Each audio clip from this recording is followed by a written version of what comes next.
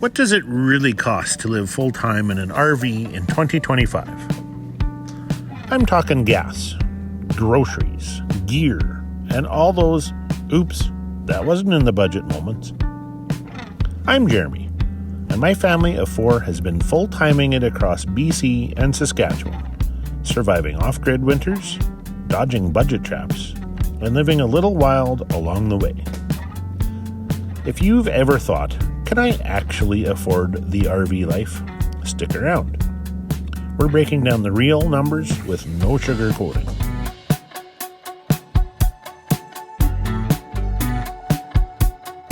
Back when we were pulling our rig with a half-ton Dodge Ram with a 5.7 HEMI gas, well, let's call it a premium hobby.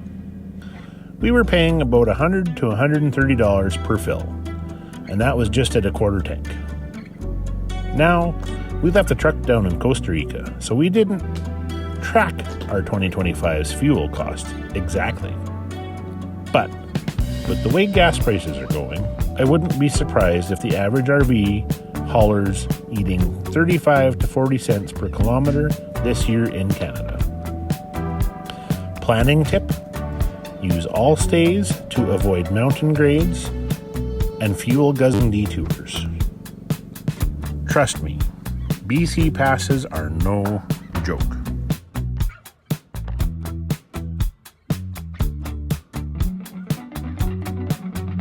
Here's the deal with gear. You don't need to drop $5,000 out of the gate. In the past year, we spent around $400 on cords, latches, and building shelves for DVDs and books. The McNeil Cubby shelf was a lifesaver. If you're hauling a physical movie library like we are, that was it. No gear purchases yet in 2025. We've been in Costa Rica, but this fall, we're upgrading our hitch again. Speaking of smart buys, a shout out goes to our buddy over at Rolling Through Reality. A WeBoost cell booster is gold when you're off grid. So is an extend-a-stay propane hookup. Keeps the fridge cold and breakfast hot without running dry at 2 a.m.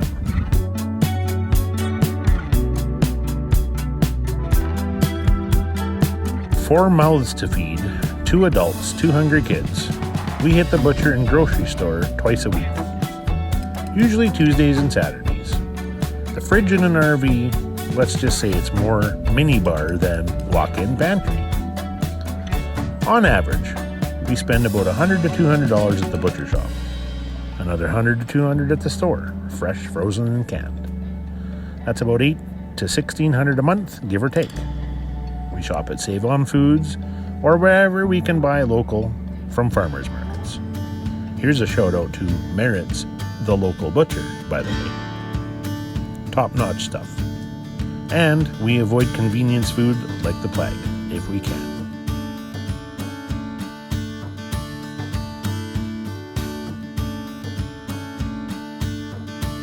Here's where we cheat the budget a bit. We work at BC Parks as park operators for 5.5 months a year, so our site is covered.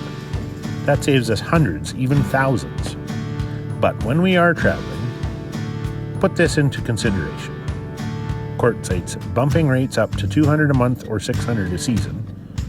Many boondocking spots are free or super cheap. And private campgrounds run $18 a night or $9 for seniors. That's at least in our park. We use all stays, harvest hosts, and camp spot all the time. At least I do. It's a great mix between structured and spontaneous. The biggest expense, well, our hitch, hands down. I even wrote a whole article on it. The link is in the description. It's titled, How to Repair a Bumper Pole Travel Trailer Hitch. We DIY everything. Roof reseals, shelf installs, you name it. Pro tip, your RV isn't a house. Learning to fix it isn't as scary as YouTube makes it sound. Our roof is covered in Duradeck. It's a vinyl decking material glued over OSB. It looks sharp and it holds up. So, what does it really cost? If we leave out campground fees, since we're lucky to work for our site, here's what we're looking at. The monthly total, groceries plus gas, is about $1,000 to $2,000 a month. No strict budget, we roll with the punches. We don't carry a big emergency fund either. We live day to day, real talk. Is it cheaper than a mortgage or rent? You betcha. Is it more rewarding? Every single day. So, that's the truth about full-time RV living in 2025, at least for our family. It's not always easy, but it is always worth it. Got questions? Drop them in the comments. Want to know more about how we boondock, what gear we actually use, or where to find off-grid hidden gems? Hit that subscribe button. And check the links below for the gear we actually use. And until next time, keep your tanks empty, your fridge full, and your stories weird.